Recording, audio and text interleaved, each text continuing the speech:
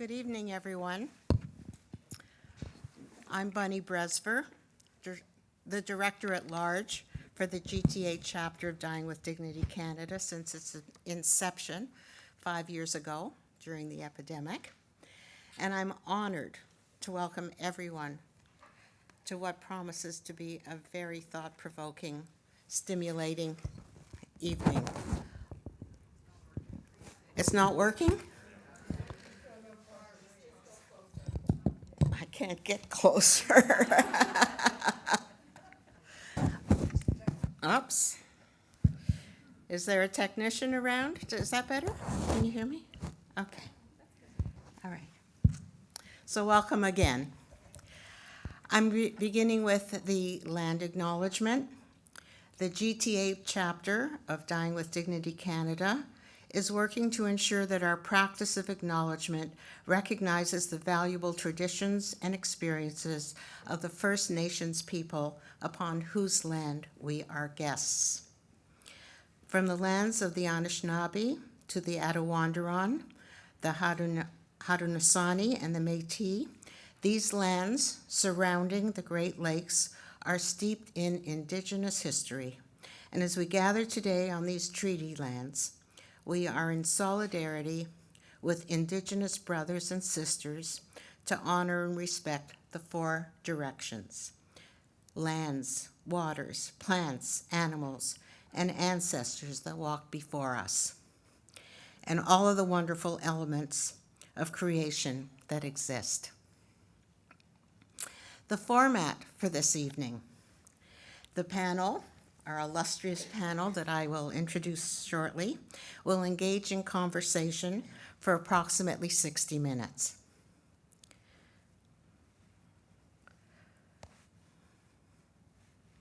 After that, there will be a question period when we hope to address as many questions as possible, and we would appreciate that you hold your questions until then.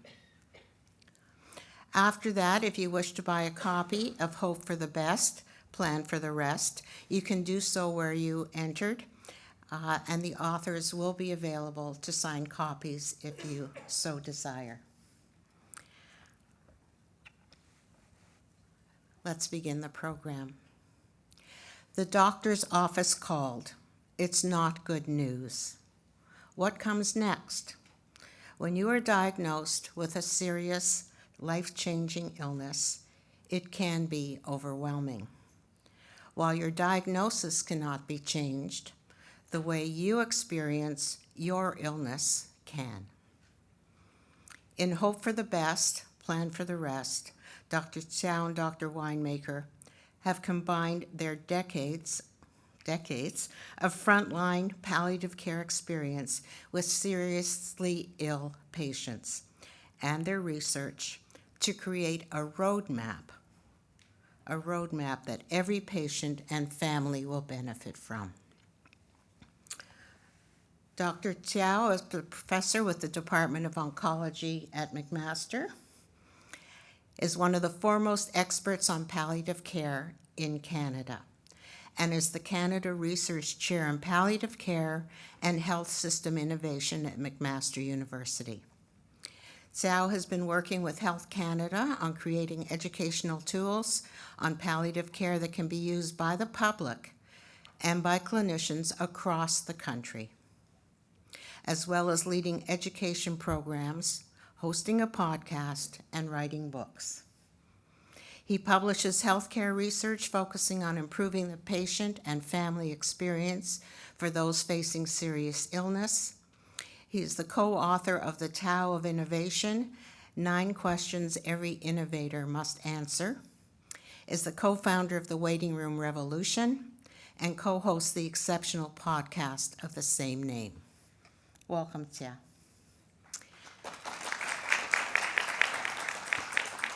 Dr. Sammy Winemaker is an associate clinical professor, Department of Family Medicine, in the Division of Palliative Care at McMaster University. She teaches palliative care to healthcare professionals and has received a number of awards acknowledging her contributions to palliative care in the community. She is co-host with Hsien of the groundbreaking podcast, The Waiting Room Revolution, I think a new episode came out today, designed to improve the patient and family illness experience.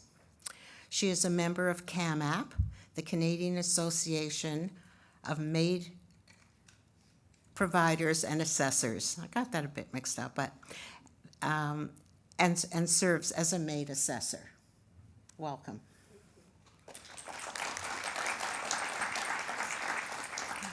Dr. Jeff Myers holds the Bresver Family Chair in End-of-Life Care and Medical Assistance in Dying at the University of Toronto's Department of Family and Community Medicine within the Temerity Medical Faculty. I got it all out. Okay.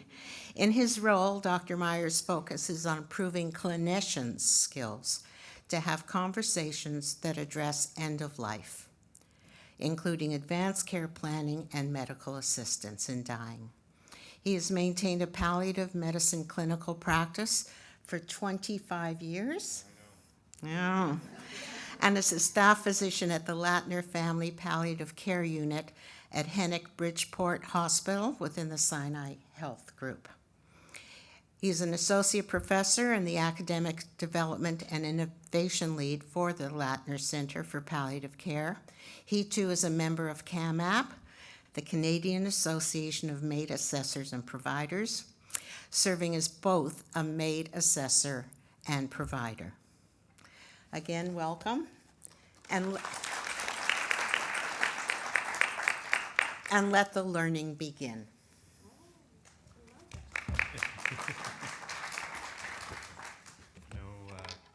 No pressure there. Can you hear us okay? There we go. It's coming on. Let the learning begin. So thank you so much, Bunny, for that introduction. And I want to start by saying it's probably not the best place to be in between two palliative care doctors to have a choking fit, Hsien. And so for God's sake, swallow your water carefully. Because Sammy and I will just look at you, go to the light, and tell you, we will hold your hand. Neither of us will jump on your chest. We don't know how to. So I was just sort of thinking you're not in the best position. And that goes for all of you, too. Yeah. So Ray is here. Thank you for joining us this evening. Thank you for taking time to spend with us this evening. Time is such a commodity these days, and we, the three of us, are very, very grateful that each of you has deemed this important enough to spend time with us to have these conversations this evening. So thank you. Mm-hmm. Thank you to Dying with Dignity and to Bunny and the team across Canada at Dying with Dignity for hosting this event and for inviting us. As I'm hoping you'll come to see, the three of us enjoy speaking and enjoy talking together. And so any opportunity for us to get together, we absolutely take. I want to acknowledge Advanced Care Planning Day. Today is Advanced Care Planning Day, which is one of the reasons why we this evening's discussion was set for today. And so I guess it's Happy Advanced Care Planning Day to people. Why not? Yeah. And so welcome to Hsien and Sammy. Thank you. So Sammy, I've known you for 17 years. Almost 18 years. Seems like longer. That's a good thing. Yeah, I was just going to say. And Hsien and I have known each other for the last 6-7 years. Yeah. Sammy, how did we meet? And tell us the story about you and I meeting. Okay. Well, what I remember and what you remember might be two different things. Okay. But we were at a meeting where I believe I was the speaker. Oh my God, that's what you remember? You remember you were the speaker? We were both new to practice. This was 18 years ago. I guess I wasn't the speaker. I'm embellishing. Are you an only child? Because No, it's okay but you are. Yes, exactly. Yes, no, we were both new to practice. Yeah. No, you weren't new to practice. You can't change the story now. Okay, you thought you were the speaker, and that's How all did we there is meet? to it. We were at the Ontario Medical Association section That's of true. palliative medicine annual meeting. I was the speaker. At this horrible board. There was no Sammy was not the speaker. There was you were mortified about the food, and you passed notes to me all night long about the food. Can you believe the salad? Can you believe the My standards were higher at the time. So that was my introduction to Sammy, and Hsien's was much more professional and For sure. I think we met at HPCO. There's a palliative care conference. Yes, Is that right? that's and right. I'm sure I've attended one of your sessions with Dr. Leah Steinberg, I think, probably talking about communication skill building. What I want to start with tonight is the end, actually, the end of this evening. And I want us, it's a question for the three of us, around what's the one thing that you hope people will walk away thinking after this evening? I'll start with you, Sammy. Oh, they're both looking at me. Okay.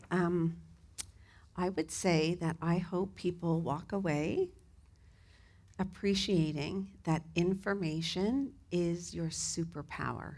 When you are a patient, a person, or a caregiver facing a serious illness, and it becomes your currency throughout your illness journey. So information, for better or worse, is the superpower. So that's what we seek out. Thanks, Sammy. Hsien? And I would say that I think, Sammy and I have been working together for 10 years to just try to improve the patient and family experience. And I think we, dreamed of being in an audience where we could talk to real patients and families and not just healthcare providers.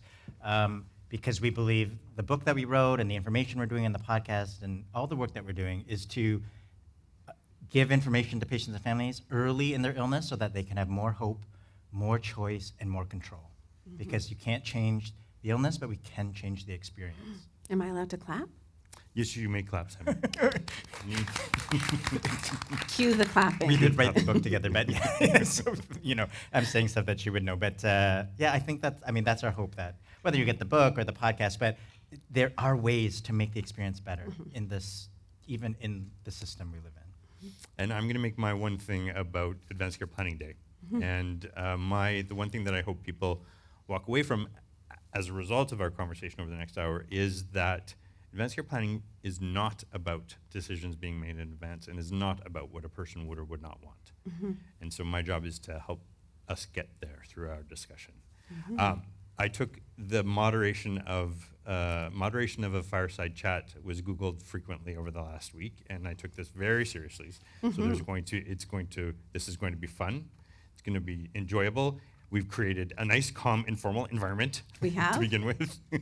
And nice and cozy and Nice warm. and cozy. And it's very warm up here. Who wants to pay the most for this bottle of water? Yeah. Yeah, do you want it? Let's talk about your lives before the book. Tell us a little bit about who you were before these ideas that you've addressed in the book kind of began to percolate. Sammy, I'll start with you. Okay. So in my early days as a palliative care provider, I should mention I work in people's homes, so I do home visits. I would say that I felt like a hero, like Superwoman, that I would go from one house to the next house, and there wasn't much I needed to do, and I would leave every house feeling like I had done good, just showing up. People were delighted to have someone come and offer them meaning behind all the information they had, weave things together for them, and I felt like I left thinking, oh, good job, Sammy. It was really addictive, actually. But I would say about 15 years in, I started feeling like, this is really interesting. I'm seeing the same patient and family scenarios over and over and over and over. And I started moving from feeling like Superwoman to feeling like there is something very wrong here, something very wrong, and began to feel disillusioned, actually, with all the health care that happened for the patients and families before I would come in feeling like the cleanup job. And so I would say that before we embarked on this journey, I was a very frustrated, worried palliative care physician feeling a little bit hopeless. Thank you for that honesty. I appreciate that. Hsien, how about you? Yeah, I think Sammy and I met both also at a point of hopelessness, maybe, if feeling like sort of. So I'm a researcher. I got into research because I felt like healthcare was the place where we could have meaning and can make the biggest difference. When when you're facing a serious illness, either as a patient or a family, your whole world changes. I knew that because my mom had breast cancer when I was very young, and as a family, we did not know what to expect. We were not prepared, and we just kept hoping and being told to hope more and pray more and just sort of follow along on this conveyor belt of healthcare. So I got into research to try to change that story. I do research in palliative care. So I publish papers on how palliative care improves patient outcomes. It saves money. Early palliative care has benefits for patients and providers, and yet people still don't get it. And so I was like, what is going to make the story change? Because it's not another paper that we publish. So we just kept, Sammy and I kept meeting to try to figure out what can we do different. And we met through that because we were trying to educate clinicians on how to talk differently, offer hope and this palliative approach to care. But it wasn't enough. It was too slow. And so we really, so that's where we met. And it was a real challenge to change the system, which I think we all feel maybe powerless of it. It's so big, nebulous. Like, what control does any one of us have to have a better outcome? Yeah. Sammy, when you say serious illness, what do you mean? Well, it's possible that people have different definitions, Yeah. but when I say serious illness, it would be typically one that isn't, in my world, it's one that's not curable. Yeah. Although there are some serious illnesses that are curable, but in my world, most people are not going to be cured from their underlying illness. It's probably one that they're going to have forever. It's very possible that they'll have one that is going to progress over time and move from the early to the middle to the late to the end stage of the illness and be life-shortening. So to me, it is a progressive, life-shortening illness. Okay. But to other people, serious illness could be something that's just really serious in other ways. Yeah, okay. It's interesting that both of you found yourself at a place of hopelessness in your careers, because for me, this book is hopeful. I found myself, after I read it, I found I was hopeful. So, one of the things that I'm hoping that we can sort of uncover is how the transition, that you must have, the what's the word, like, what happens to a butterfly, like to a moth? To Metamorphosis? yeah, how you metamorphosized from, hopelessness to hopeful. Yeah. Because the real message, I think, that I took away from the book is one of hope. Yeah. Is that- that's good. Yes. Is That's that good, because that's what we wanted. Yeah. So somehow you managed to metamorphosize that Yeah. that sense of hopelessness that you're both feeling, channel it into Yeah. something that I think is hopeful. Yeah. Yeah. So then let's talk about that process then. Okay. And metamorphosize, that's going to be the word for the evening. Okay. It's big. Well, I think we can talk about, there were sort of like these moments, these light bulb moments. I think the first light bulb moment, it was over coffee. I didn't even drink coffee until I met Sammy. We kept meeting in coffee shops, and of course, like, I couldn't just sit there. So I ordered a coffee, and then, Big it's mistake. addictive. But anyway, we realized, because we were doing all this work with doing clinician education, and Sammy asked me this question about, well, why are we only educating clinicians? Like, how about patients and families? Don't they deserve this information too?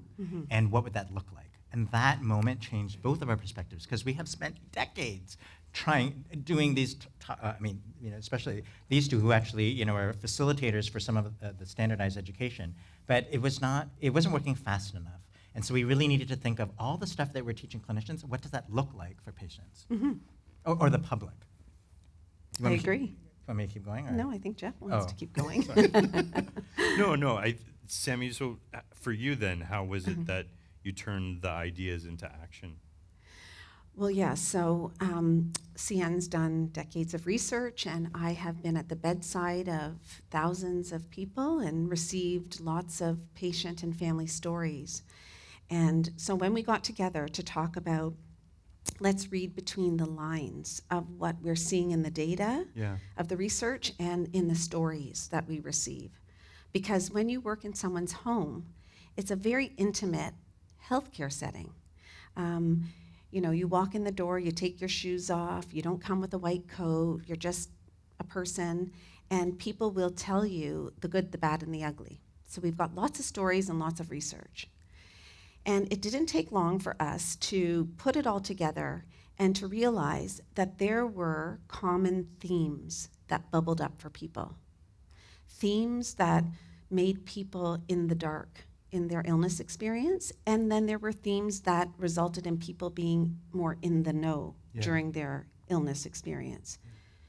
So we worked on those themes, and then we took the themes and we asked patients and families to help us understand how to make these themes actionable, practical, utilizable, accessible. You metamorphosized. We them. metamorphosized the end-of-life care themes, and they helped us understand a language that was more palatable and suitable for the beginning of the illness journey, where their readiness is very different than the people that I meet at the end of life in their home.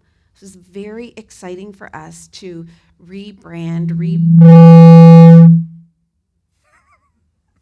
I don't think it likes when I use my hands. I'll just, that'll be hard for me, but I'm gonna try that.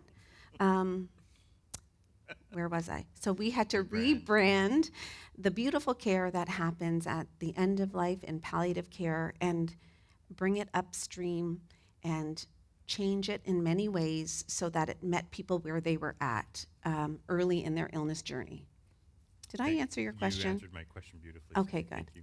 Thank you. I actually have a question. So I had some slides and some audience participation. So this is going to be a show of hands question. Show of hands, who has someone in their life that they are involved with in terms of who has someone in their life with a serious illness who's involved in their care? Most people. Okay. So why I ask is that you know. There will be those that appreciate what that means, right? And a lot of the themes that we're going to be talking about will have particular resonance and might be actually triggering and difficult. And so, you know, we'll approach this with as much sensitivity as we can. But I also have to say that we are also bring humor to our work and to our lives as well. And so, by no means do we mean disrespect if we are. Sort of bring a bit of humor into things as well. In fact, I think it's probably survival for us to do the work that we do if we didn't have a bit of some humor in it. I think he's speaking to me. I hear you. It was the hands. It's the talking with the hands. So let's get into the keys. Let's talk a little bit about them. Tell us what it means to walk two roads. Yeah, you want me to do that? Yeah, I mean, I think before we get into that, we ended up coming up with 7 keys, which, when you take them apart, are like a roadmap, and they were really designed to be used by the patient. Talking about that control piece, we realized these keys were like they were actions that people could take, and they weren't just about the end. To improve the end, we had to improve the beginning, and so it took us a while to make them actionable, that they could be used right away by anyone, and that they were accessible. Like they were simple things that anybody could do, including clinicians. So our first key was really walk two roads, which is Sammy's. That was her favorite phrase, and so I'm going to pass. Walk two roads, yeah. So you want to know about that? I do. Okay. So walk two roads is this idea that people can be hopeful and positive at the same time that they can be realistic and truthful and get information that's going to help them understand where they're at in their illness experience.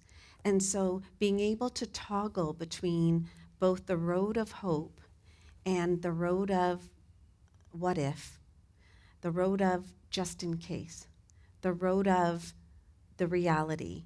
Walking those two roads together is the safest way to be going through an illness journey.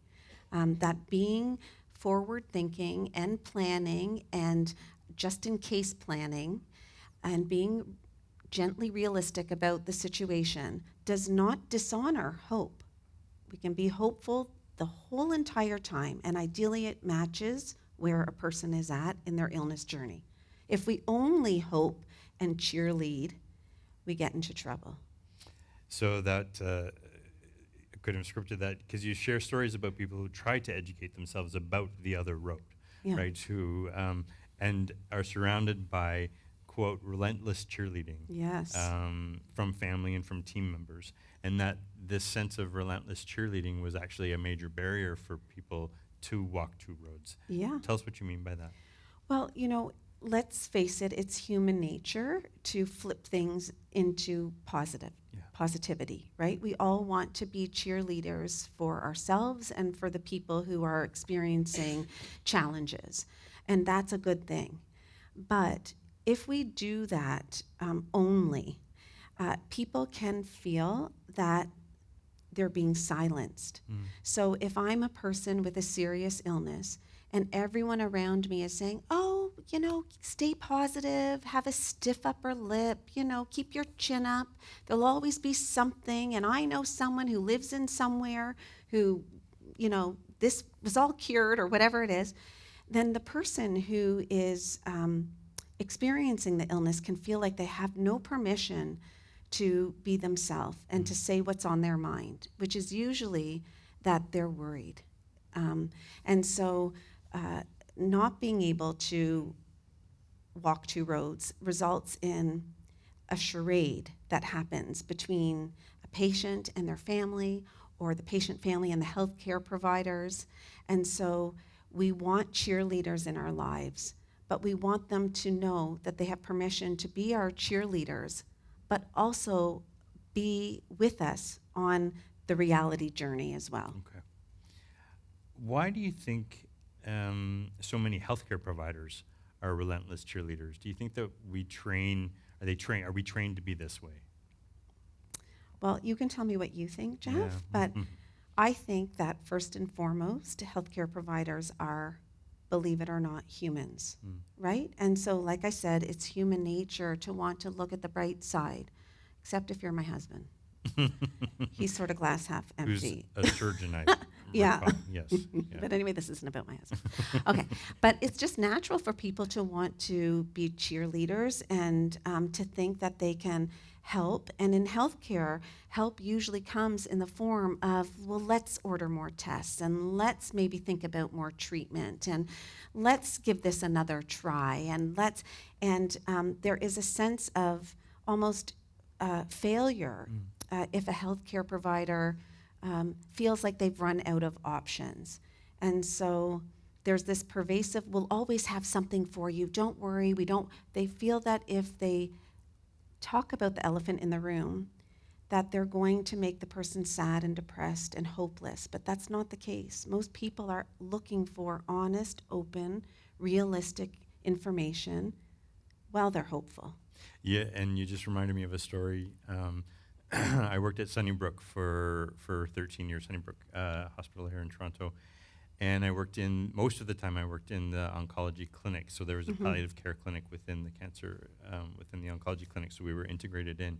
And there were 3 oncologists that before I moved to Bridgepoint, so after 13 and a half or so years, there were 3 oncologists that had not once looked me in the eye for 13 years. And I, had sort of just become used to it. And I was really it was to the point in my last few weeks with all 3 of them, and I purposely went out of my way to have a conversation, and I followed their gaze and got down on the ground and said to them, where are you looking after all of these years? And I literally did, because it was my last few weeks there, and that was enjoyable for me. But what I realized was that I represented their failure. Yeah. That just the fact that I was there, the fact that I was, the fact that there was a need for palliative care meant that they had somehow failed, and that it was so part of their DNA that they could not make eye contact with me. Like, it was actually that sort of profound. And so to answer my own question, I think that it is very tricky to walk two roads when you're not modeled that, right? When you don't have that as an option. But I love the image of it, and I think that human beings have the capacity to be both hopeful and practical and realistic at the same time. You know what? I use this idea of two roads all the time, Yeah. even in my daily life now. You know, when my daughter and her partner broke up, and she was very despondent. And then one day she said, "I feel so guilty because today I'm having a good day." And I said to her, "You know what? Humans are incredible. We can manage to do two things at once. We can be grieving and we can be enjoying at the same time." And so I think about walking two roads a lot. Yeah. Yeah. I'll just add, because I've learned this from you, Jeff, from the communication skills that you do with providers, is I think in medicine, and the old way of teaching it is to take away emotion. To be a good surgeon is you have to be emotionless, because how are you going to do your job if you break down and cry every time? And so I think some fields, look for people who can make decisions and take out all their emotion. But in fact, I think it's sort of like Brene Brown, like vulnerability is the superpower. It's brave. Like that is the connection that people want. Relational care, not transactional care. And I think we've lost. We don't teach it. We don't role model it. And in fact, we might sort of weed it out. But that is the ability to lean into the emotion, or to be human, is what we're missing, I think, actually, in healthcare. Yeah. It's such a simple thing.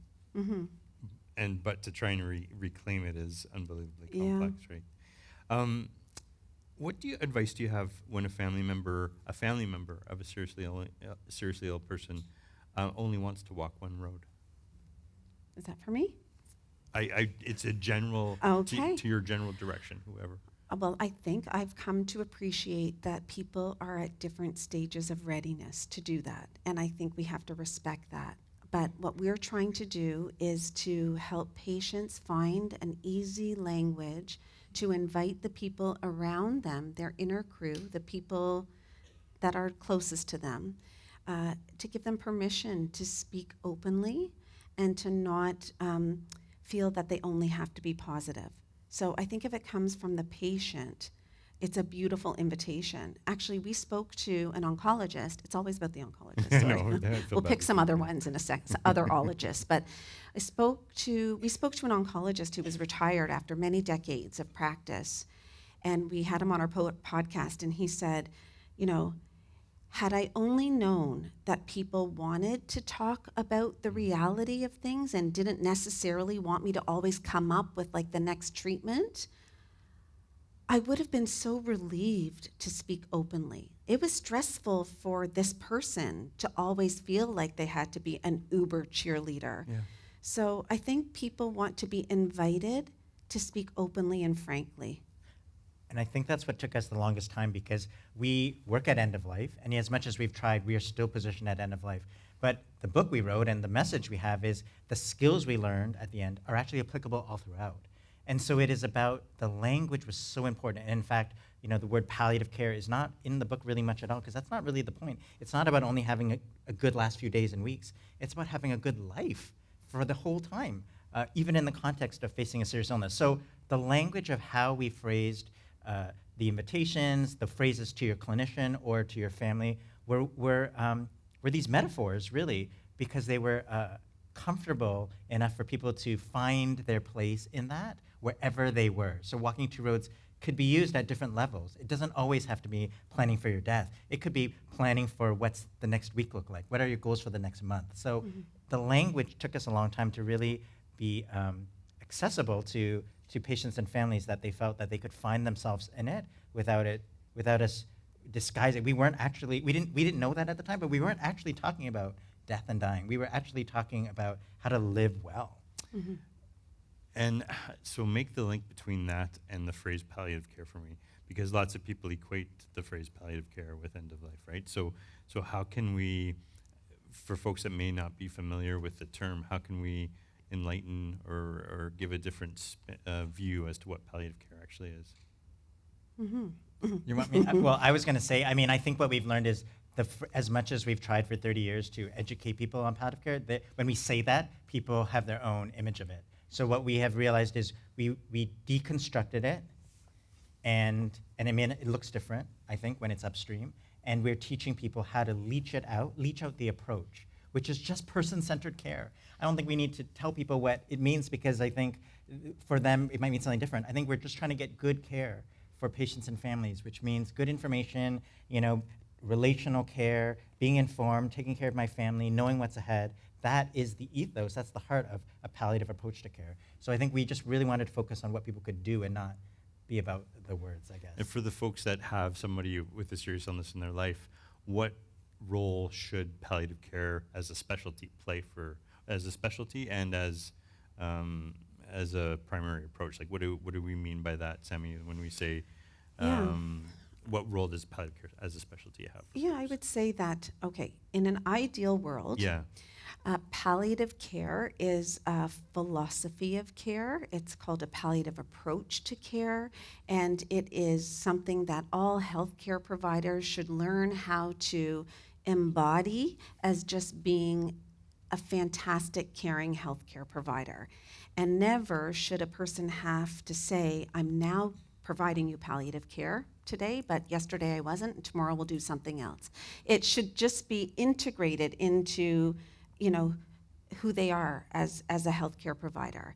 And basically that means putting the person and the human and keeping the person and human in the equation of healthcare while they're caring for them. So that's a palliative approach to care. Every nurse, social worker, OT, PT, doctor should just embody that. But we don't do a good job teaching that in formal training. And then there is the specialty of palliative care, which often is referred to as a service, or I'm a palliative care specialist, and so is Jeff. And so in an ideal world, until we train everyone in healthcare how to do this, that we would be called upon at times throughout the entire illness journey when things are complicated, however that's defined, that we can be pulled into the care when we're needed along the beginning, the middle, and the end of care. So palliative care and a palliative care specialty service and palliative care doctors should be consulted at any time, and palliative care nurses, and not just reserved for the end of life. Because if we think about palliative care as whole person care, as holistic in nature, and focusing on quality of life, and making sure we don't forget that, then who could argue that it shouldn't be part of the entire illness experience? Excellent. Okay.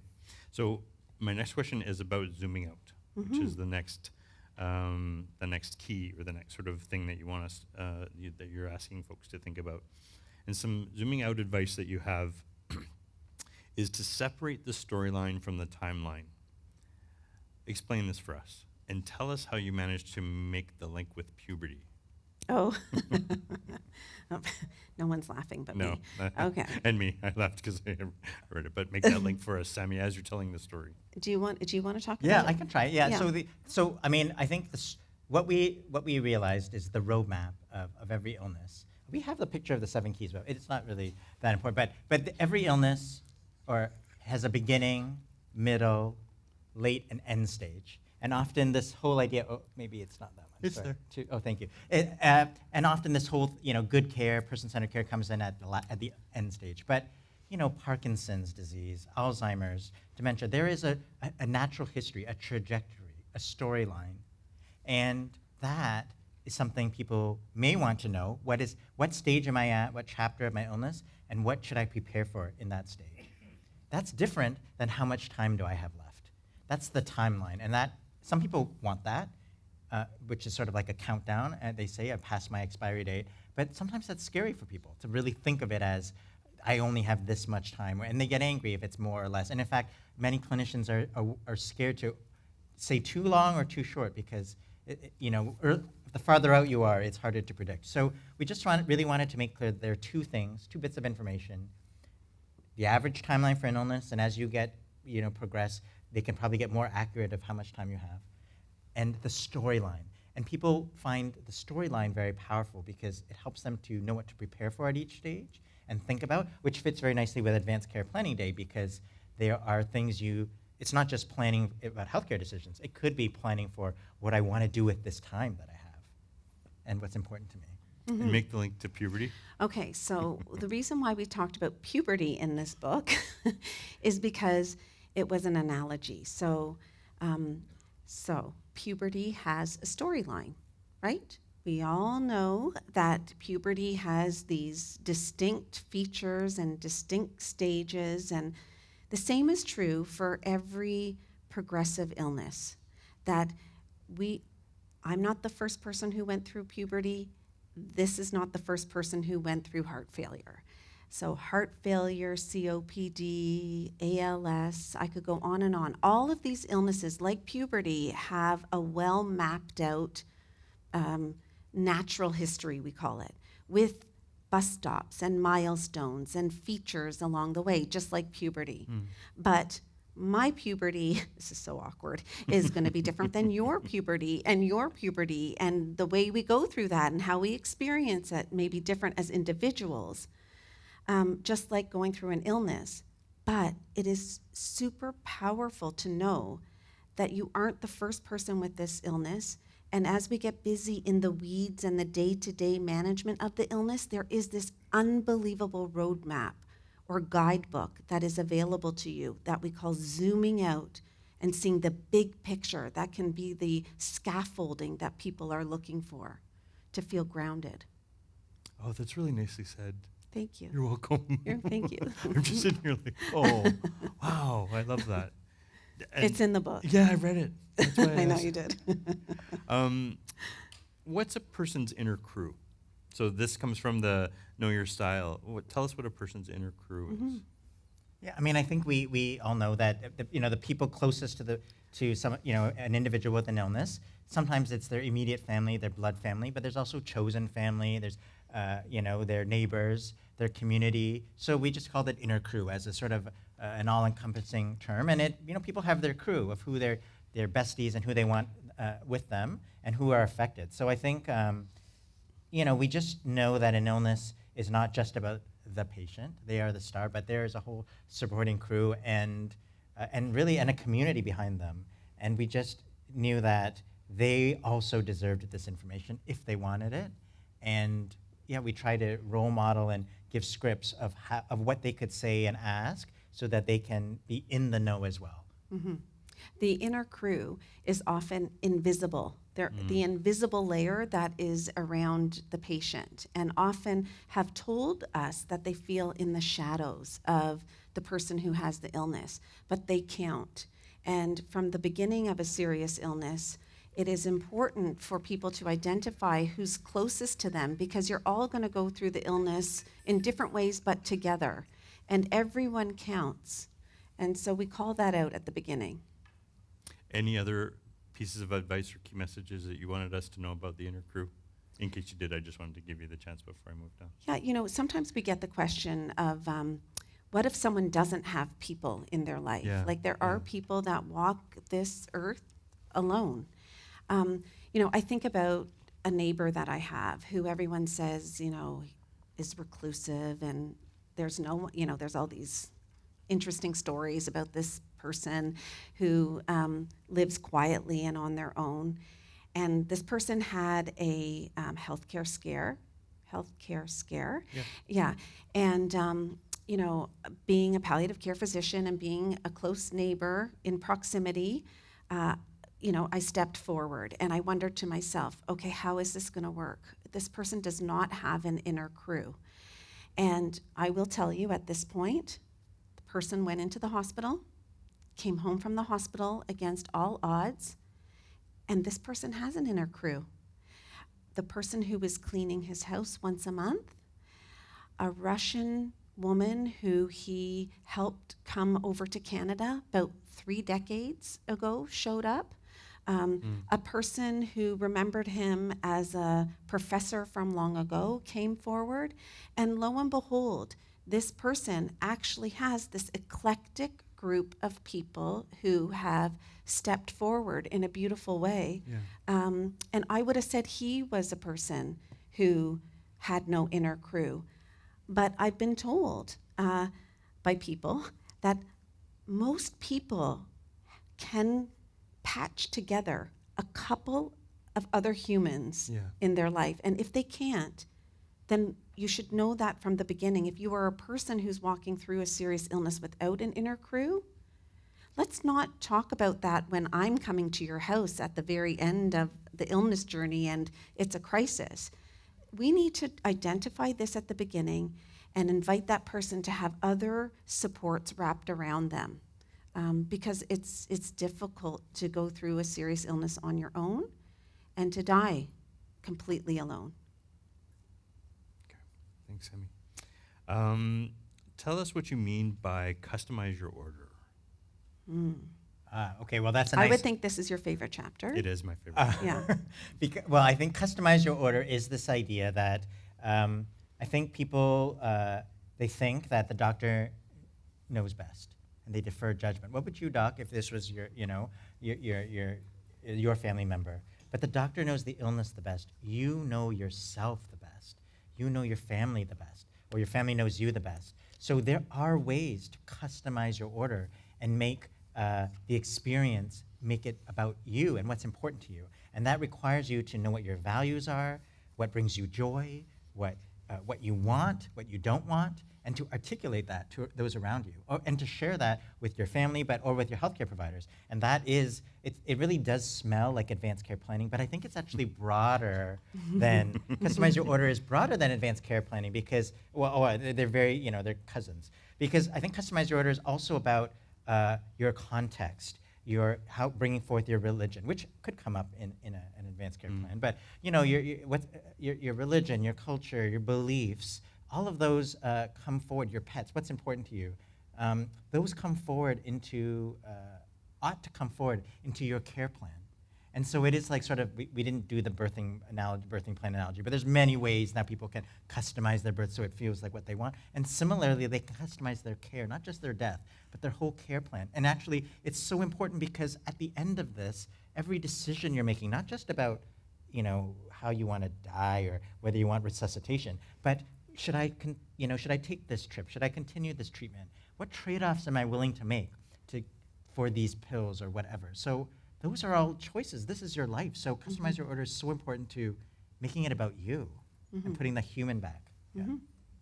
So I wanted to take the opportunity to do a bit of an advanced care planning jump off for a moment, just if you'll indulge me just for a minute, because one of the things that you said, Hsien, was sharing your values with your family member, and I think that we say that but don't actually explain what we mean by that. And so I wanted to talk a little bit about sort of the misconceptions of advanced care planning through a story, and it's a story. It's a very simple and short story about Joe, and I'm blanking on his wife's name. Who? Sandy. Joe and Sandy with an I. She spells it with an I. How'd you know? Because it's in his course that we've. Oh, of course, I was okay. blanking on the name. Yes, it's Oh, really. you know her name. He's paying attention. Sandy. Okay, sorry. I'm so Sammy with a Y. Sammy with a Y. So Joe and Sandy. Joe is 67 years old, and he has some heart failure, but he's well. But his brother is not. His brother's in the intensive care unit, and he's visiting his brother. He's been visiting his brother every day for the last couple of weeks, and he's not seeing an improvement. And he's seeing Joe get sort of weaker and sort of become lose muscle, day by day. And he comes home to Sandy one night, and he says, "For God's sake, Sandy, never let me be. Never put me on machines." Right? He's had a long day with his brother, and he says to Sandy, "Never put me on machines." 6 months later, Joe starts to develop a fever and a cough, and quickly he gets pneumonia, and Sandy takes him to the emergency room, and he's delirious. So he really can't make decisions, and the emergency room doctor says to Sandy, "He's got a pneumonia. We need to protect his airways. We need to put him in the critical care unit just for a couple of days and put him on machines just for a couple of days. Will you give consent?" And Sandy's beside herself because all she has to go on is 6 months ago, Joe saying, "Never put me on machines," and she doesn't know what to do. That's one of the problems that we have with advanced care planning, is we think that advanced care planning is knowing what Joe would or would not want, right? What do you think that night that Joe came home to Sandy, I know I didn't prep you guys for this question, but if Joe had come home and said that to Sandy, what's the information that would have helped Sandy 6 months later? Well, I think if Joe had come home and shared with Sandy, The why. that, it was difficult for me to see my brother in that state. And, if I was ever in a situation where I wasn't going to be able to come home and be with my family, or be able to talk because I was on, machines forever, Yeah. that it's important to me that I, have some independence in my life, and that feeling in control is really important to me, Sandy. And Yeah. if I'm ever in a future situation where those things are going to be taken away from me by my illness or my situation, and I wouldn't bounce back, it would be difficult for me to live like that. To live like that. And just to simplify even more, what you're answering is the question why. Yeah. Right? So if I had been in the room when Joe said that to Sandy, right? When Joe said, for God's sakes, never put me on machines, I would have said, Joe, why? Why? What is it that you're seeing that's not tolerable for you? What is it what is it about the situation for your brother? Is it the fact that he's not going to walk again? Is it the fact that he's not going to speak again? Is it the fact that he's not going to come home? Is it that these are the many things that could be going through a person's mind when they equate it with being on the machines, right? It's just the very simple question, why? What is it about this moment that is intolerable for you? Because we could ask every person, the same in this room, and it'll be slightly different as to what it is that is intolerable about this experience. And so if you do have somebody who's making a statement to you about the future and just off the cuff, right? They just make a comment about the future. For God's sakes, never let me be in X position, or never let this happen to me. Stop and ask them why. That's really Yeah. great advice. Stop and ask why. Yeah. What is it about this moment? Yeah, Bunny, did you have a question?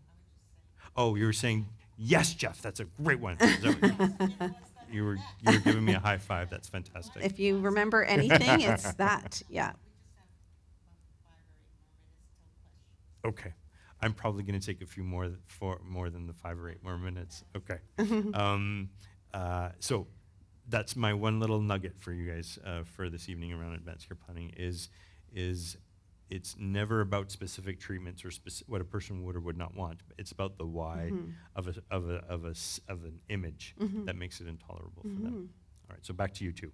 I have an interesting question that actually is about customize your order that I think this group of folks is going to be interested in as well, because I was reflecting on customize your order, and I was thinking about the impact that the generational shift that we're witnessing is having on this whole notion of customize your order. And I'm thinking about the people who get sick, because we're moving from people who are in the silent generation to people who are in baby boomers. And so the way that I distinguish these generations is the silent generation are sort of yes doctor, no doctor, whereas the baby boomers are not yes doctor and no doctor. Yeah. And so, for the various kind of generations that are here tonight, can you explain some of the generational differences and the impact on what it means to be an activated patient? Yeah, because I think the idea of being a respectfully activated patient and family is going to look different with the different generations. Yeah. And we've been asked this a couple of times, and I wish I could answer it with more confidence. I think it's going to be interesting to see how every generation behind us deals with healthcare. Luckily, if you look at my kids, they haven't had that many interactions with healthcare, so it's difficult to predict how they will be respectfully activated versus myself or baby boomer or someone from the silent generation. But I would say the good news is that when Hsien and I started this social movement, we put our irons in many fires. We have the podcast, we have all these social media platforms which we knew nothing about. Twitter and Instagram and LinkedIn and TikTok. I had nothing but email before this. And, we have the book and we have our website. And so what we tried to do is address without really understanding why and how, Yeah. but having multiple irons in the fire, we were able to send out these signals and messages to all sorts of age groups. And there's been a resounding positive response from people of all ages, because even young people become ill. Even young people are caregivers. And so I think time will tell. Yeah. And we'll be able to look back and understand how the different generations, but I can't answer that with any more confidence That's right now. Sandy, But did you want- I would just say that, the only signal is that, different countries have different, and it is a social movement. It is not about the podcast or the book. It is about giving this information. The only way we're going to change the system is if the citizens, the patients and families come to the system differently, ask different questions, and these keys are how to activate yourself so you are as informed and respectfully as assertive as possible, as much as you want to be. And I think the one common denominator, regardless of is just how powerful the system is and how easy it is for the power imbalance is so big. Yeah. That, ER shut down. What choice do you have? The doctor says they don't pick up their phone. What do you do? It's just so. Oh, that was a good cue. Yeah. Nice. Yeah. So the power imbalance Cue is the so phone. big, regardless of your generation, that even if you want to be on your phone and Twitter, you're still not going to get the doctor to pick up their phone. Or you could hire a virtual doctor or something. But I think some of these issues are universal, and the system, and this is really about, these keys are about balancing the power between patients and it's not intentional clinicians trying to be, the hierarchy. It's just the way it's set up. And so I think the way we can balance that is by knowing the questions to ask, so we can leach it out and be our own guide. Because actually 95% of care is done by the family and the community outside the formal healthcare system. Then the one piece I wanted to add to that from the clinician perspective is remember that so many of our colleagues were trained to interact with people from the silent generation. Yes, right? that's a really good point. And we're trained, have zero understanding, ability, comfort, familiarity with interacting with boomers, and they're really fundamental differences in personalities of these generations. And so I just wanted to not that it's an excuse, but it's an explanation maybe as to what some of the struggles that we have. Two more questions. That's really great. I'm going to think about that more. Thank you. Yeah. Thank you. Next book. Thank you. Next book. Put that in. Are we going to write it together? Yeah. Okay. Okay. So I'm going to bypass and anticipate ripple effects, but I want to underscore the importance of just how profoundly illness does impact people around the person, which is really the point of the ripple effects. Yeah. What I love about Connect the Dots, is that I was thinking about this, there's many levels that dots need to be connected. So tell us what kinds of dots there are that need to be connected. Yeah, Connect the Dots is about, sorry to say that the healthcare system is not a well-oiled, perfect system, right?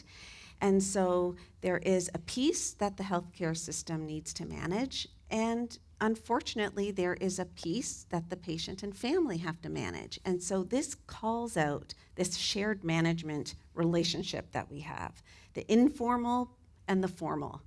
And so, the informal team, the crew and the patient are invited to bring their home and community experiences and their personal experiences to their care team.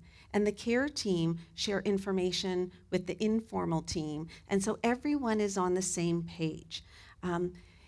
When people relinquish all control to the healthcare system and don't take on a management role in their illness journey, they can feel like they're just being blown around. They can feel like they're unmoored in an ocean without an anchor, whatever metaphor you want to use.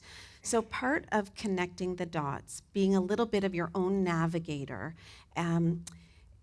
helps people feel more in control and make sure that they bring their own story and their own personhood and their own character to every single appointment. That a passive, laid-back, la-di-da patient and family are going to get swept up onto the conveyor belt and won't get an as personalized experience, won't Yeah. recognize themselves at the end. Yeah, I think, and it connects back to the ACP day, that one of the things that you can connect is about who that person is, what's important to them. That when you're in nursing homes, they put the picture of they have, or that's because they're a person. They're not just a room to visit and change. So this connecting the dots is about who that person is, what's important to them, and making sure that stays true throughout the whole story. The glue of it, not just the medical, biological information. It's like who that person is and what's important to them, so that anything that happens, decisions or choices or the life they're living, reflects who they are. Thank you, Hsien. So my last question. So I prepared a lot for this, and Yes. my whole mantra this week was, "What would Oprah do?" And so in every video of Oprah, she's like sitting like this. And so my apologies to this whole left side, because this whole time I've been thinking Oprah would sit like this, and she would move forward. And so I spent hours and hours sort of preparing. And my husband Jeremy last night said to me, "For heaven's sakes, why don't you just ask ChatGPT?" And I said, AI. I said, "What do you mean?" And so I literally put into ChatGPT, tomorrow night I am conducting a fireside chat with Dr. Hsien Seow and Dr. Sammy Winemaker about their book, Hope for the Best, Plan for the Rest. What question should I ask? And ChatGPT spouted out these questions. That's for incredible. me. That's crazy.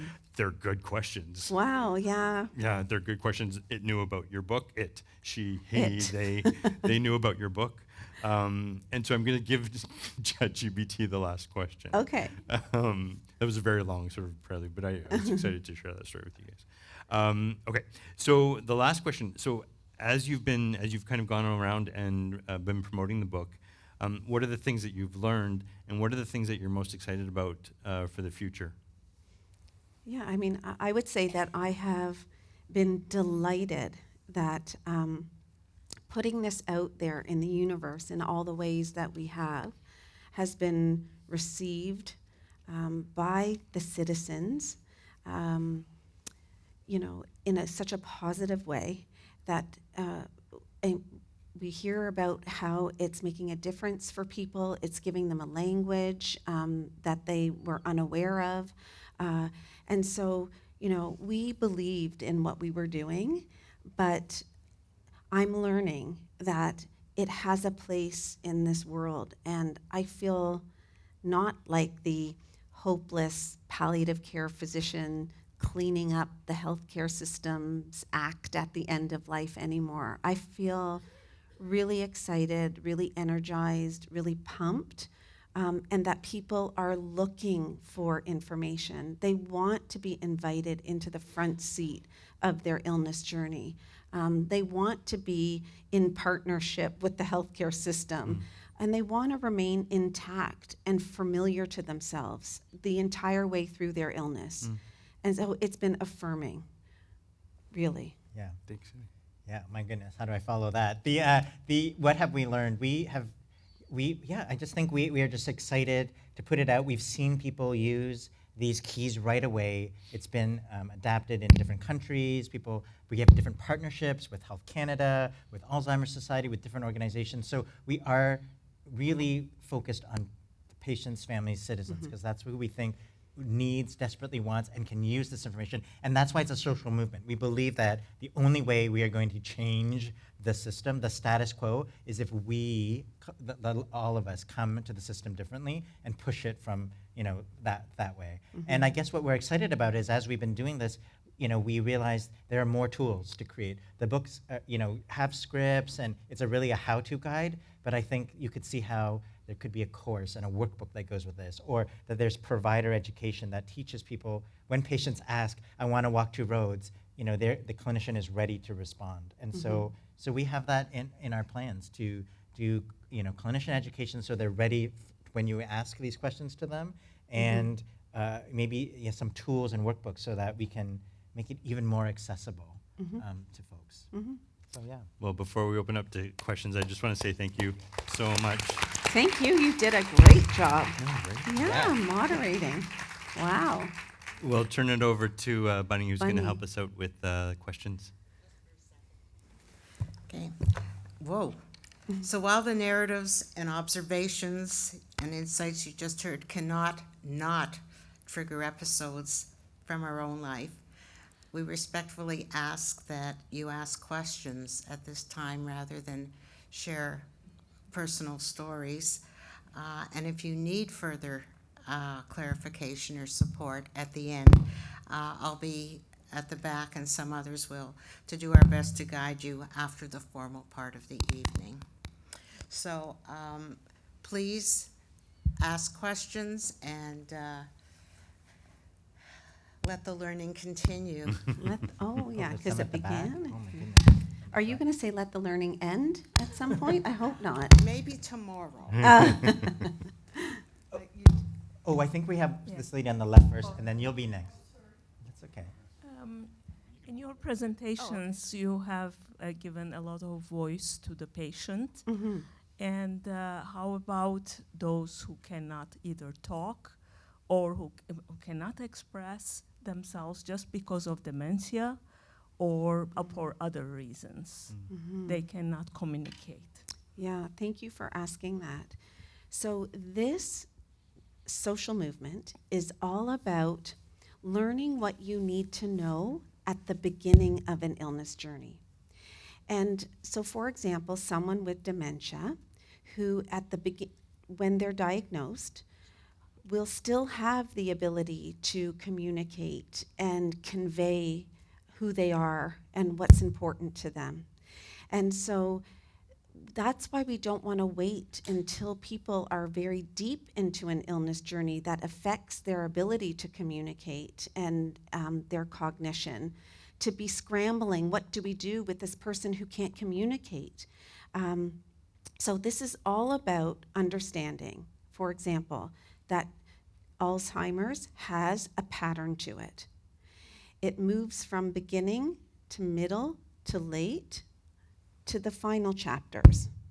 And if a patient understands that when they get diagnosed or is invited to know that, when they're ready to know that, they can participate with their family in things like advanced care planning and make sure that they plan ahead, that they hope that they stay well for as long as possible. But I know this is Alzheimer's and I know I'm going to lose my ability to communicate.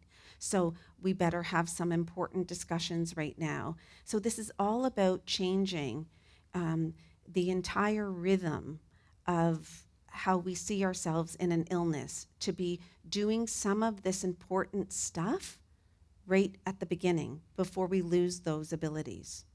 Yeah, and in our book, we actually have chapters about dying, demystifying dying, but most of the book is about these 7 keys, which can be done early in the illness. And we actually feature stories and have had people on our podcast with mental health conditions, intellectual, developmental disabilities who have said these keys apply for chronic, complex illnesses, parents of complex kids who are nonverbal. It was written for patients and families, even though we really wrote it to the patient, but it's for both. Yeah, I would just add one more thing is that if we're in a situation, though, where we are now entering on the scene where someone can't communicate, it would be really important to do your best to think back to the spirit of who that person was, how they walked their life, remembering conversations that you've had, moments of reflection, and trying to bring that forward and represent the person who can't speak for themselves in the best way that you can. That's what this day is about, ACP Day, yeah. Mm-hmm. Was that right, Jeff? Yeah, that was nicely said. You mentioned that palliative care is both a specialty and a mode or a practice type. An approach, a An philosophy. approach, a philosophy. Mhm. It seems to me that in today's world, a lot of people can't even access primary care much less someone who has the time to do anything beyond hello, look at you, goodbye. How do you see that changing over time? Well, that is what we're hoping, is that if we wait for the uncomfortable healthcare system to invite us into that kind of, conversation, I think we'll be waiting for a long time because it's busy, and the focus is efficiency and fiscal responsibilities, et cetera, et cetera.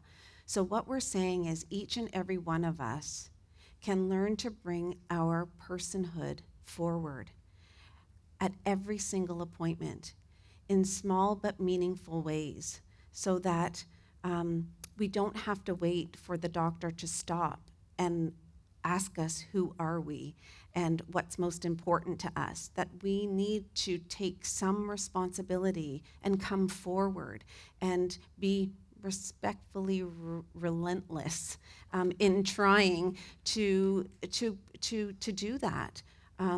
It's people say, well, what if the doctor doesn't have enough time? And I know the doctor's busy, et cetera, et cetera. Well, too bad comes to mind for the doctor.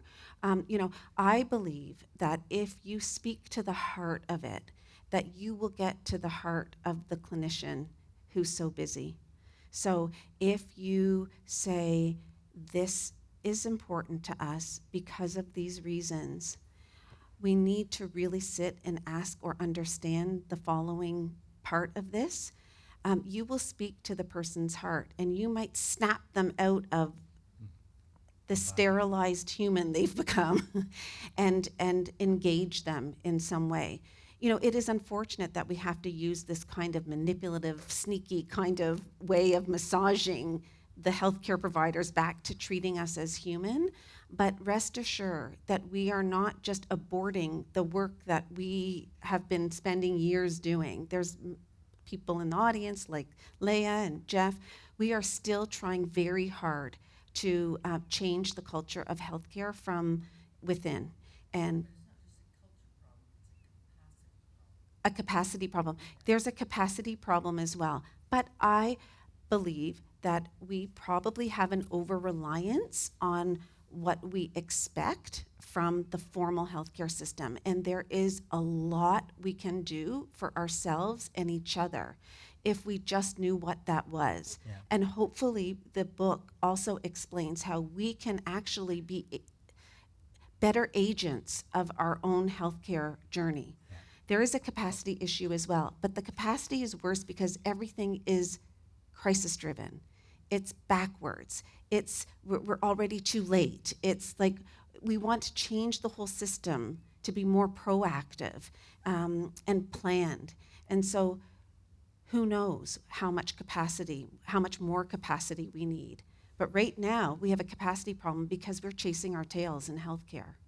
For sure. I know we have another question, but I'll just say the data shows that some of these conversations only take 6 to 9 minutes longer.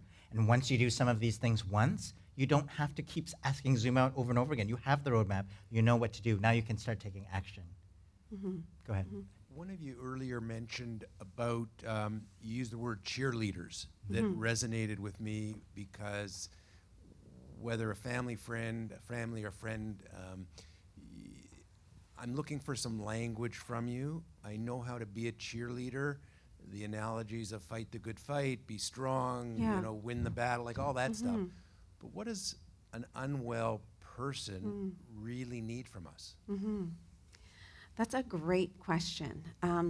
Again, we do go through some options of scripts in the book, but I would say one of the most basic things to just say is, I'm here for you.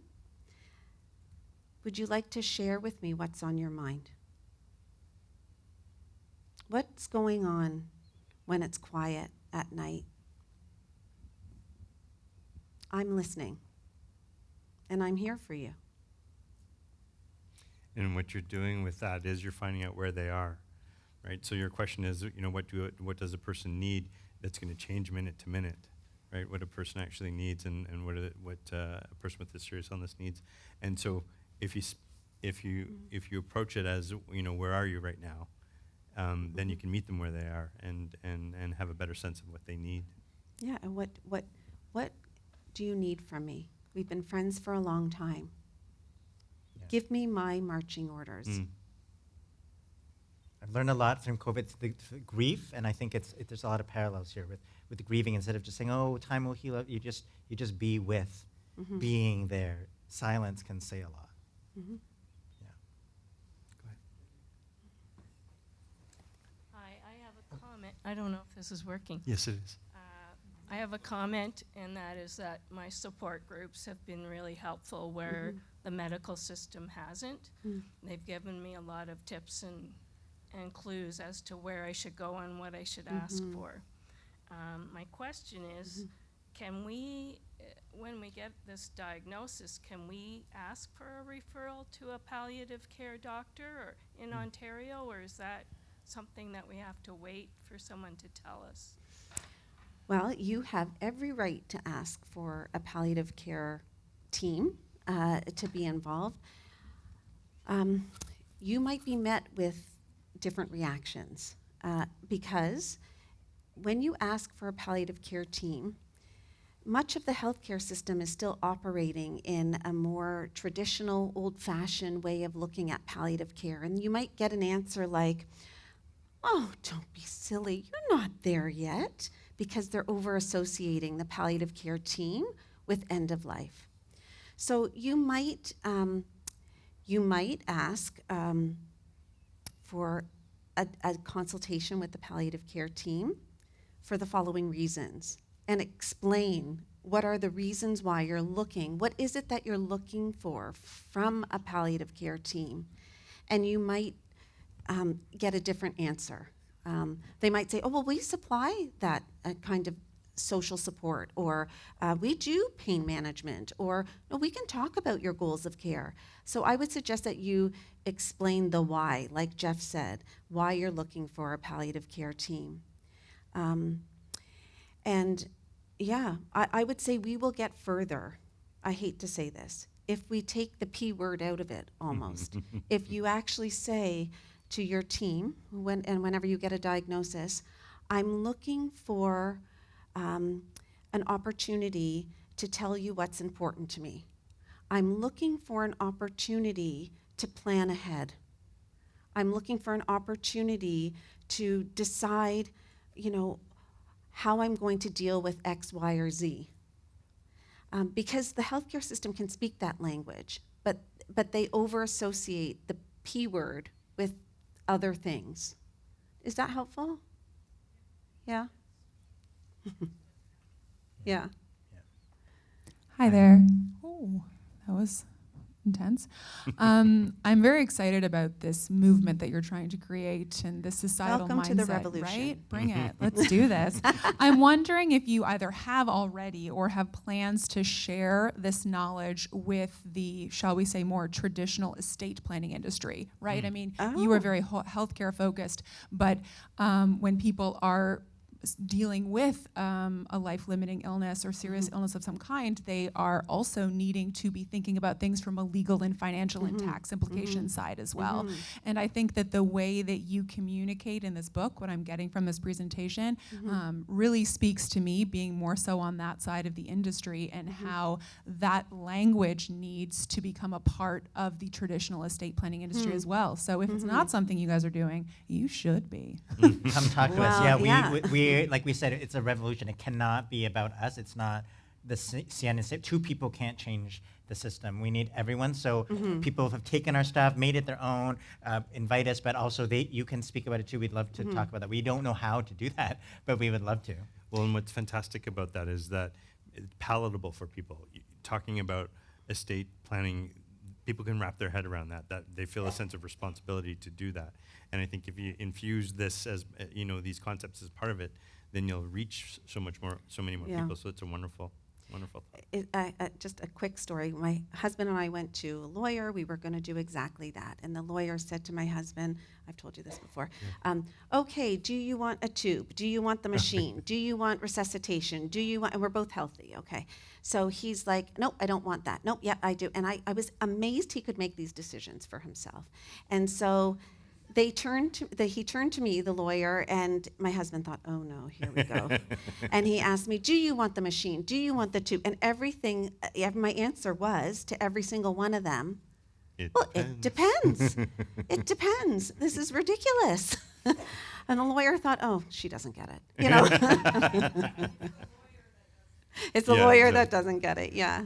But it's not really about the decision. It's about the conversation of the why, of what's important to you. I mean, which you I know, had we elsewhere. get it, we get it. But the lawyer wasn't speaking that No, I language, get it. No,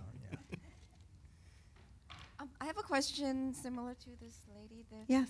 So, in your book, Connecting the Dots, would it have some advice, information, roadmap to when the doctor says, I asked for palliative consult team, and they say, you need to go get on antidepressants. Like that was they were just shut down. Yeah. And so in the book, would there be some kind of resource? Guidance for that. Yeah. Yeah, it actually shows up, I think, in Walk Two Roads because it's like literally? it's calling them, it's calling out. I was thinking, oh my goodness, that's such a No, a not that harrowing exactly, experience. What a terrible Well, I've heard of experience. things like that, and it's really calling out that the clinician is uncomfortable Yeah. with talking about this and Yeah. not really. How do I say? There's the quickest way to answer that is to say, oh, give you a diagnosis and give you a pill. So what you're really saying is, no, I'm actually.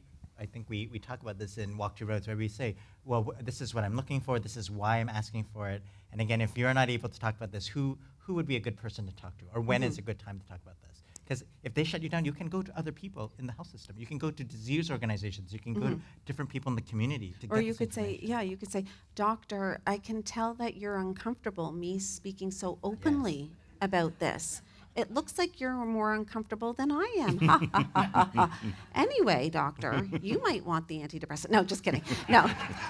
No. You would say, oh, so doctor, don't worry. You are not going to make me depressed and sad if you agree with me that I should be able to access X, Y, and Z. So it's basically like gently calling people out on the discomfort of it, breaking the bubble a bit. You're kind of role model. You're kind of training your Yeah, doctor. you're training your doctor, how to train your doctor. Yeah. I'm embarrassed to say that, but it is true.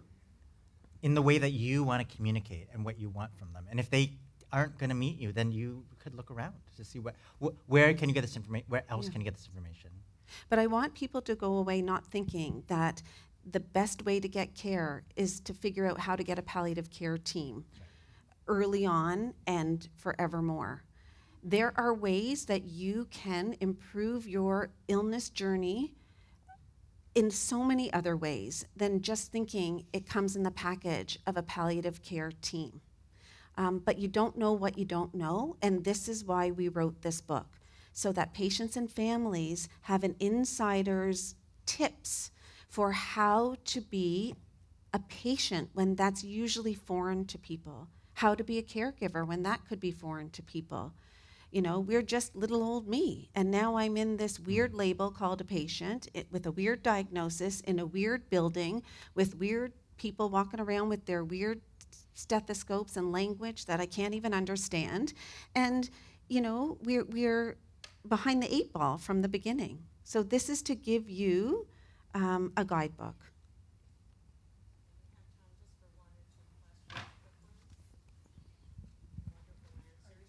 And afterwards, I hope you can stick around for a bit to Yeah, answer sure. that.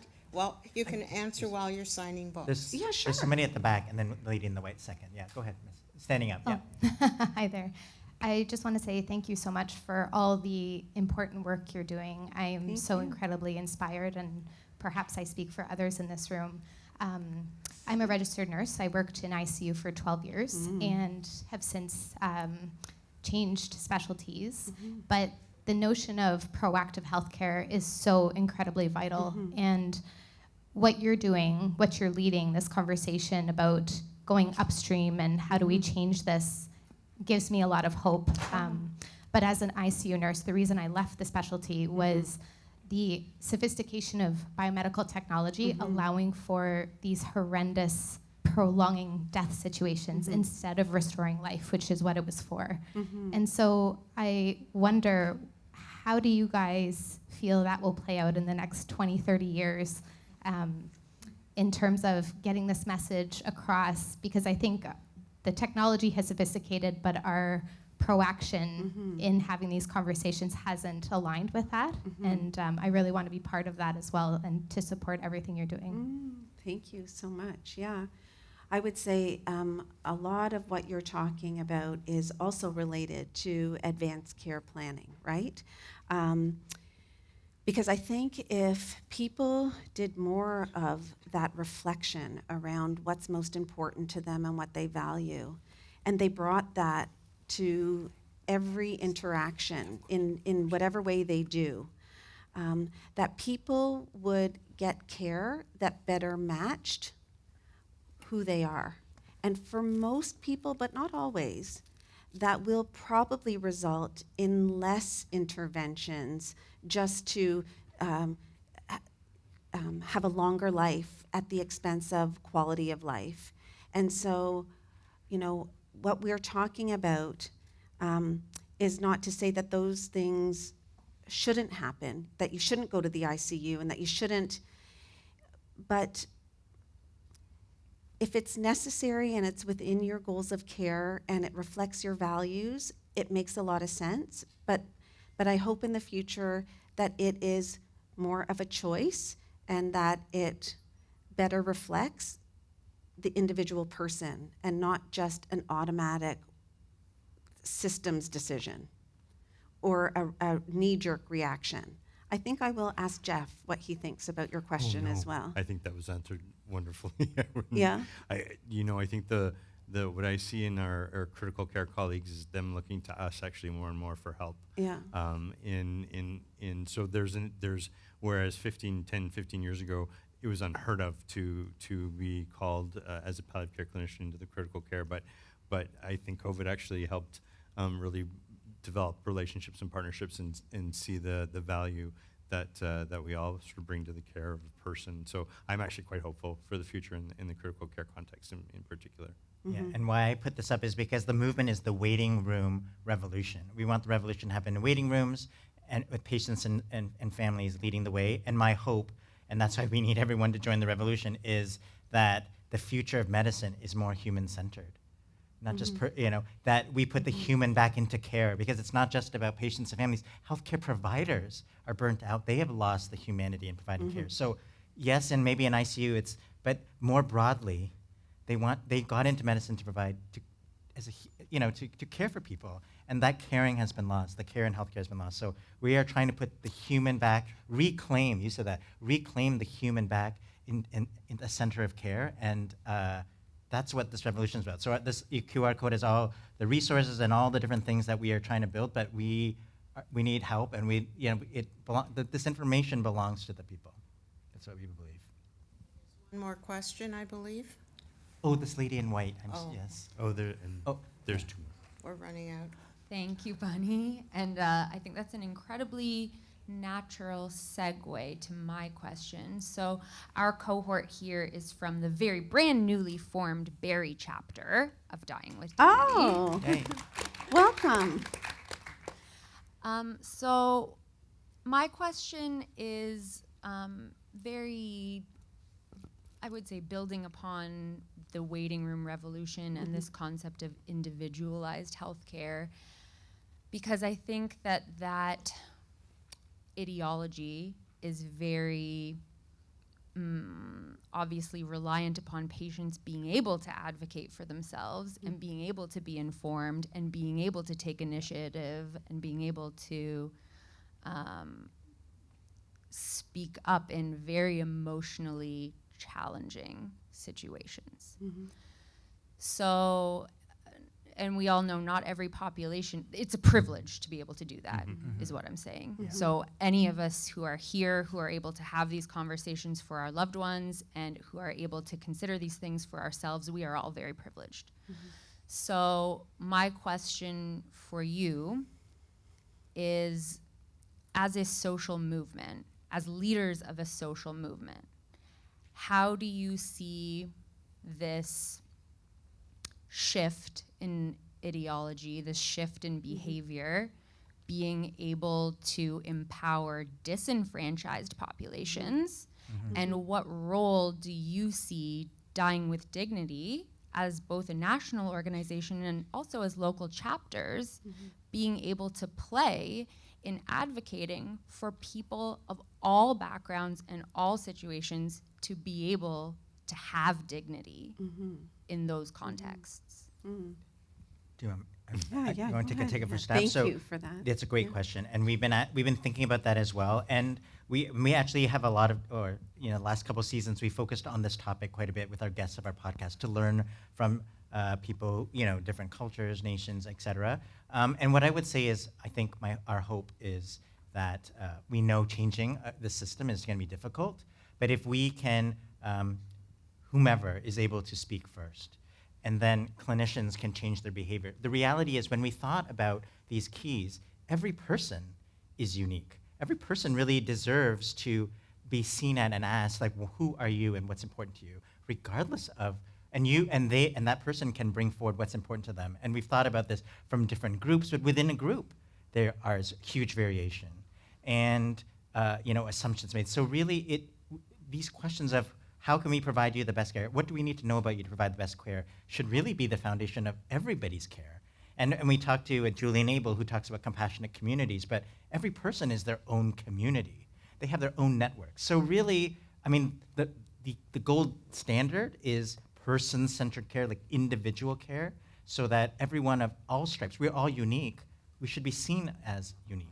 And of course, we know that there needs to be we have to break down systemic barriers. We need to make it easier for us, for these structural barriers that are there that make it difficult. But I think we have to start somewhere. It is not easy. There are other organizations that we are trying to work with, disease organizations, EGAL and Toronto and others to see if these resonate and work. But I mean, obviously, it takes time and people have to adopt them and make them their own. But our hope is that when people can make it their own is how they're going to see what's useful for them, and groups can take these, and so it doesn't belong to us. These connect the dots is not a phrase that we've copyrighted. People can take that and make it their own. So, yeah. Yeah, I mean, we've had Indigenous groups come and take the 7 keys and rewrite them to be more relevant to that community. We've spoken to people, like Hsien said, of all different stripes, I would say. In terms of what can an organization like Dying with Dignity do? Well, I mean, I want to look over to, for example, Peter. He knew I was going to say that, who came forward in their chapter and said, I think there's something here. I think there's something here that is aligned with our organization about people being empowered, have better agency, understand the choices that they're making, what choices are available, that there was something about this. And Peter has worked with his chapter to adapt it to the Dying with Dignity population and education materials. So we're happy enough to say, if you are part of any group that you feel that this information would be helpful for, you take it and run with it. You adopt it, adapt it, do whatever you want, because this is a social movement. There is a chapter in the book that does touch too little, like 2 paragraphs for each, not each, but some of the marginalized groups that are more obvious, but it doesn't do it justice. And so we basically fell back on, this is about individual people and asking them, what do we need to know about you to provide you the best care possible right from the start and throughout until the end? And it's imperfect, but it's a good start. Yeah. Maybe could I just add one quick thing to that, because I think those are a beautiful response. There is a group of people that have been really quite traumatized by their experiences, right, with the system, and that's the awareness of the impact of the structural biases and inequities that exist. The awareness of the impact is new, I would say, for relatively new. And so to your point around what do we say for marginalized individuals, I would say, like, let's really be mindful for the cues that people tell us, that tell them that they've been experienced trauma, because those are the folks that I worry the most about, that are suffering.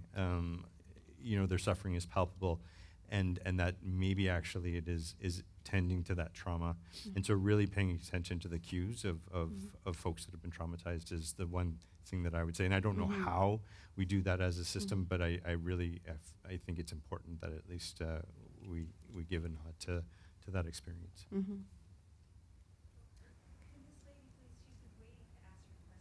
Okay, what quick question, please, and then we have to wrap up.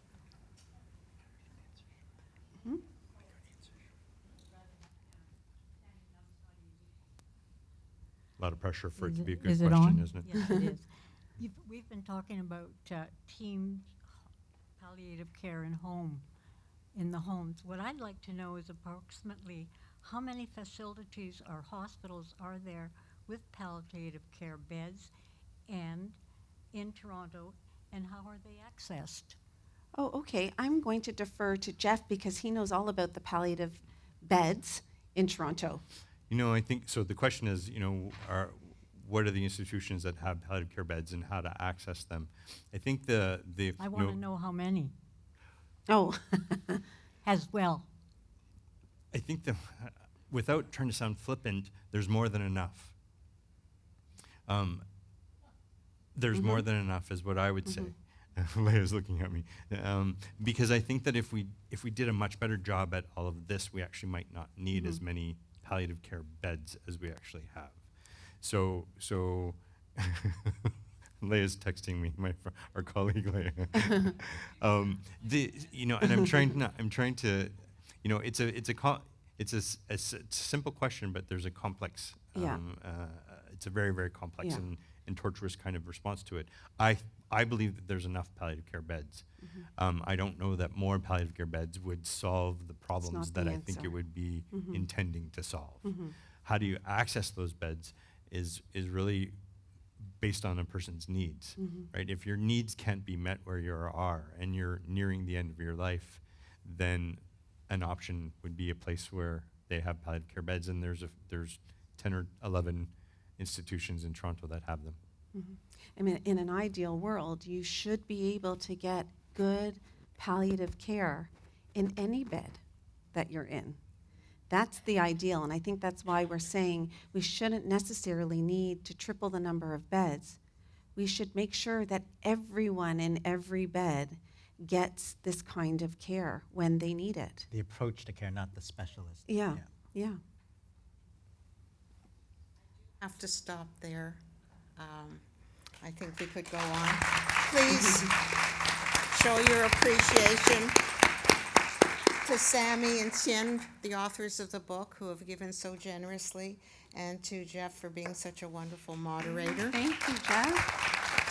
Thank you, Bunny. To say that you've given us a great deal to think about is a huge understatement. Their compassion is amazing. You combine it with expertise, and keep giving us the message that we can be empowered with backup. We can be empowered. The system doesn't have to shut us up. We can speak, and with the help in the book, we know what the words are. We know what the conversations are. The book is about hope, for sure. In the face of uncertainty. It's about how to live well, be fully informed, and be activated. How to feel like a person, not a patient, while we're going through the health challenges. So thank you, thank you, thank you. Also, many thanks, as you said, to Peter McCauley, who brought the book to us, sent members of the executive each a copy, and from there this has all happened. So thank you, Peter. Thank you, Roz, Dr. O, Marianne Chakuti, and Rita for efficient follow-up to what Peter started, and to all the chapter volunteers who helped tonight. Thank you to the people at Innis College for helping this run as smooth as possible, except for the heat. And to Dine with Dignity Canada for their support and guidance. And to each of you for coming. Please note that the GTA chapter of Dine with Dignity Canada offers free workshops and presentations on advanced care planning, end-of-life issues, options, and medical assistance in dying. And I am so pleased to announce that we are currently working on a presentation based on Hope for the Best, Plan for the Rest, with the generous support of the authors who literally do say it's all yours after they've done all the work. It's mind-blowing how generous you are.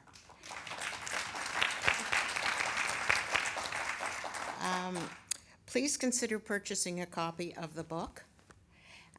Ben McNally is selling them outside. I'm going to give you a heads up. When you buy one, when you sit down and start going through it, have a marker and a pencil with you. If you go through the book that I've read, I don't think there's a page that doesn't have something highlighted. It is an exceptional book. The Waiting Room Revolution, you've been given the access, that's the website.